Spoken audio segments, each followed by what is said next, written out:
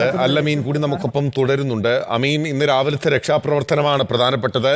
ഇപ്പോൾ ആ ബെയിലി പാലത്തിന്റെ നിർമ്മാണം അന്തിമഘട്ടത്തിലേക്ക് എത്തിയിരിക്കുകയാണ്. അമീനും അർജുനും എല്ലാം ചൂണ്ടിക്കാട്ടുന്നത് പോലെ തന്നെ അവിടെ വെള്ളം കീറി കഴിഞ്ഞിരിക്കുകയാണ്, വെളിച്ചം വന്നിരിക്കുകയാണ്. പ്രതീക്ഷയുടെ ഒരു വെളിച്ചമാകുമെന്നാണ് ഇന്നലെ നമ്മൾ പുലർച്ചെ അവിടെ നിന്ന് പറഞ്ഞത്. പക്ഷേ നിരവധി ജീവനുകൾ ചില ജീവനുകൾ രക്ഷിക്കാനായെങ്കിൽ പോലും നിരവധി ജീവനുകൾ നമുക്ക് നഷ്ടമായി. മണ്ണിനടിയിൽ നിന്ന് ജീവനറ്റ ശരീരങ്ങളാണ് നമുക്ക് ലഭിച്ചിട്ടുള്ളത്. ഇന്നിപ്പോൾ രാവിലെ മഴ ചെറുതായി പെയ്തെങ്കിലും മാറി നിൽക്കുന്നുണ്ട്. എത്ര മണിക്ക് രക്ഷാപ്രവർത്തനം ആരംഭിക്കും? ഈ ബെയിലി പാലം നിർമ്മാണം പൂർത്തിയാകുന്നതിന് മുൻപേ തന്നെ രക്ഷാപ്രവർത്തനം ആരംഭിക്കുമല്ലോ അല്ലേ? അക്കാര്യത്തിൽ സംശയമില്ല ബിനിൽ. റെസ്ക്യൂ ടീം അംഗങ്ങൾ, NDRFന്റെ സംഘങ്ങൾ ഇതിനോടകം തന്നെ അങ്ങോട്ട് തിരിക്കാനുള്ള ശ്രമങ്ങൾ ആരംഭിച്ചിട്ടുണ്ട്. ഇപ്പോൾ താൽക്കാലിക നടപ്പാലം തയ്യാറാക്കിക്കൊണ്ടിരിക്കുകയാണ്. അതുവഴിയായിരിക്കും കടന്നു പോവുക. ഏതായാലും അതിനുവേണ്ടിയുള്ള ക്രമീകരണങ്ങൾ അത് അല്പസമയത്തിനകം തന്നെ നടക്കുകയും ചെയ്യും. ബെയിലി പാലം സജ്ജമായി കഴിഞ്ഞാൽ അതുവഴിയുള്ള രക്ഷാപ്രവർത്തനങ്ങൾ ആ രീതിയിൽ ദ്രുതഗതിയിൽ തന്നെ നടക്കുകയും ചെയ്യും. ഇതിലേറ്റവും പ്രധാനം, മിനിഞ്ഞാന്ന് ഉരുൾപൊട്ടൽ ഉണ്ടാകുന്നു. അന്ന് ഈ ദുരന്തം അത്രമേൽ ബാധിച്ച പ്രദേശങ്ങളിലേക്കൊക്കെ ഒന്നും തന്നെ രക്ഷാപ്രവർത്തകർക്ക് രാത്രി വരെയും എത്തിപ്പെടാൻ പറ്റാത്ത സാഹചര്യമായിരുന്നു. അവിടെ മണ്ണും ചെളിക്കൂനയും പാറക്കൂനകളും ഒക്കെ ആയതുകൊണ്ട് തന്നെ അങ്ങോട്ട് എത്തിപ്പെടാൻ പറ്റാത്തൊരു സ്ഥിതിവിശേഷമായിരുന്നു. എന്നാൽ ഇന്നലെ അതിൽ നിന്ന് വ്യത്യസ്തമായി അവിടേക്ക് കടക്കാനായി. പക്ഷെ അങ്ങനെ കടക്കാനായി എങ്കിലും പലയിടങ്ങളിലും പെട്ടുകിടന്ന ആളുകളെ ഒരു മൺവെട്ടി കൊണ്ട് മണ്ണ് വെട്ടിമാറ്റിയും കോൺക്രീറ്റ് കട്ടർ ഉപയോഗിച്ച് കോൺക്രീറ്റ് അടർത്തി മാറ്റിയും വൃക്ഷങ്ങൾ ആ രീതിയിൽ വെട്ടിമാറ്റിയും ഒക്കെയാണ് ആളുകളെ പുറത്തേക്ക് എത്തിച്ചത്. പക്ഷേ വലിയ വലിയ വടവൃക്ഷങ്ങൾ പലയിടങ്ങളിലുമുണ്ട്. അതിനുമേൽ കോൺക്രീറ്റ് ബീമുകൾ വീണ് കിടപ്പുണ്ട്. അതിൻ്റെ താഴെ വലിയ പാറക്കൂട്ടങ്ങളുണ്ട്. അങ്ങനെ കൈകരുത്തുകൊണ്ട് മാത്രം പുറത്തെത്തിക്കാൻ പറ്റാത്ത സാഹചര്യത്തിൽ കുടുങ്ങിക്കിടക്കുന്ന അനേകം ആളുകൾ, നൂറുകണക്കിന് ആളുകൾ ഇപ്പോഴും പലയിടങ്ങളിലായി ഉണ്ട്. അവരെയൊക്കെ പുറത്തേക്ക് എത്തിക്കണമെങ്കിൽ അത് മനുഷ്യന്റെ അധ്വാനത്തിനപ്പുറത്തേക്കുള്ള സാധ്യതകൾ ആറായുക കൊണ്ട് മാത്രമേ സാധിക്കുകയുള്ളൂ. അവിടെയാണ് ചെറു ഹിറ്റാച്ചികളുടെയും JCBകളുടെയും ഒക്കെ ആവശ്യം അനിവാര്യമായി വരുന്നത്. അവിടേക്ക് അവയെ എത്തിക്കണമെങ്കിൽ സ്വാഭാവികമായും ഈ പാലം തയ്യാറാകണം. ഇവിടെ ചൂരൽമലയിൽ നിന്ന് അപ്പുറത്തേക്ക് കടക്കാനാകണം. അതിനുവേണ്ടിയുള്ള ഒരു അക്ഷീണ പ്രയത്നം തന്നെയാണ് ഇപ്പോൾ സൈന്യം നടത്തിക്കൊണ്ടിരിക്കുന്നത്. അത് ഏതാണ്ട് പകുതിയിലേറെ ഫലം കണ്ടു എന്നുള്ളത് തന്നെയാണ്. അതിൽ റിസൾട്ട് ഉണ്ടായിട്ടുണ്ട് എന്നുള്ളതാണ്. ഇനി തുച്ഛമായ അല്ലെങ്കിൽ വളരെ ചെറിയ ഒരു ഭാഗം മാത്രമാണ്, ഒന്നാം ഘട്ടമാണ്. ഈ പാലം നിർമ്മാണവുമായി ബന്ധപ്പെട്ട ഒന്നാം ഘട്ടമാണ് ഏറ്റവും പ്രധാനമായുള്ളത്.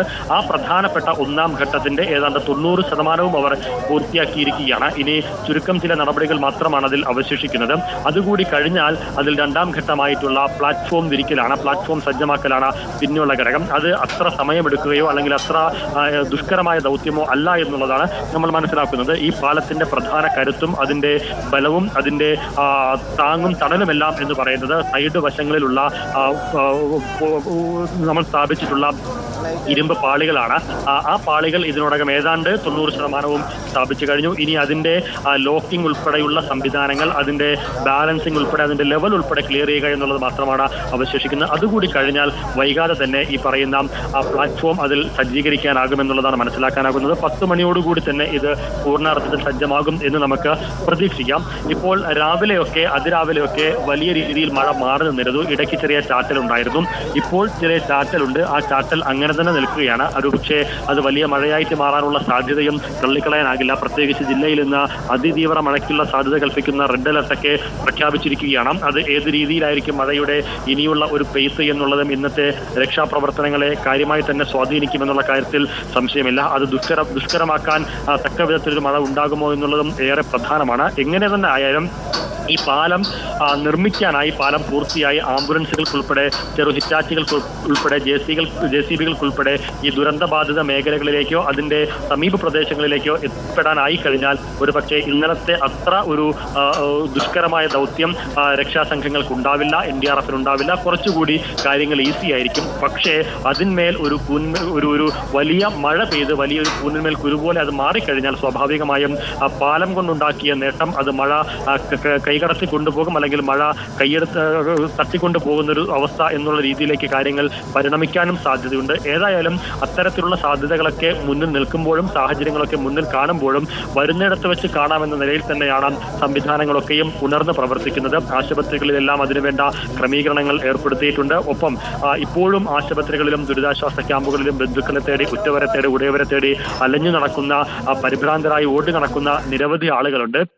അവരുടെ മനസ്സ് അല്ലെങ്കിൽ പലരും അങ്ങനെ നടന്ന പലരുടെയും ഉറ്റവരെയും ഉടയവരെയും മൃതദേഹങ്ങളാണ് കിട്ടിയത്. പലരും മൃതദേഹങ്ങളല്ല, മൃതപ്രായരായിട്ടെങ്കിലും അവരെ കിട്ടിയാൽ മതി എന്നുള്ള ഒരു പ്രാർത്ഥനയോടുകൂടി ഇപ്പോഴും ഓടി നടക്കുന്നുണ്ട് ദുരിതാശ്വാസ ക്യാമ്പുകളിൽ. ഒപ്പം അവരുടെ വീടുകളുണ്ടായിരുന്ന ഇടങ്ങളിലേക്ക് അവർ പ്രതീക്ഷയോടെ ഓടിപ്പോകുന്നുണ്ട്. NDRF സംഘത്തെ അവരുടെ കെട്ടിടമുണ്ടായിരുന്ന അവരുടെ ബന്ധുക്കൾ താമസിച്ചിരുന്ന ഇടങ്ങളിലേക്ക് നയിച്ചു കൊണ്ടുപോകുന്ന ആളുകൾ, പ്രതീക്ഷയോടുകൂടി നയിച്ചു കൊണ്ടുപോകുന്ന ആളുകൾ അനവധിയുണ്ട്. അങ്ങനെ പ്രതീക്ഷയോടുകൂടി കുന്നുകയറിയ മല കയറിയ പല ആളുകൾക്കും നിരാശയോട് മടങ്ങേണ്ട, അവരുടെ ബന്ധുക്കളുടെ ചേതനയേറ്റ ശരീരം ഏറ്റുവാങ്ങി മടങ്ങേണ്ട സാഹചര്യം പോലും ഉണ്ടായിട്ടുണ്ട്. അങ്ങനെ കരളലയിക്കുന്ന, കണ്ണു നനയിക്കുന്ന, ഉള്ളുലയ്ക്കുന്ന കാഴ്ചകളാണ് വയനാട് ഏതാണ്ട് എല്ലാ ഇടങ്ങളിലും ഉള്ളത്. ജില്ല മൊത്തത്തിൽ ബാധിച്ചൊരു ദുരന്തമായത് മാറിയിട്ടുണ്ട്. എന്ന് മാത്രമല്ല, ഈ മഴ ഇങ്ങനെ നിൽക്കുന്ന ഒരു സാഹചര്യത്തിൽ വയനാട് മറ്റ് പലയിടങ്ങളിലും ഇതുപോലെ തന്നെ ഉരുൾപൊട്ടൽ സാധ്യതാ പ്രദേശങ്ങളുണ്ട്. അവിടെയൊക്കെ ജാഗ്രതാ നിർദ്ദേശം ഇതിനോടകം പുറപ്പെടുവിച്ചിട്ടുണ്ട്. അവിടങ്ങളിൽ നിന്നുള്ള ആളുകളെ ഇതിനോടകം മാറ്റിപ്പാർപ്പിക്കാനുള്ള സജ്ജീകരണങ്ങൾ, ക്രമീകരണങ്ങളൊക്കെ ഏർപ്പെടുത്തിയിട്ടുണ്ട്.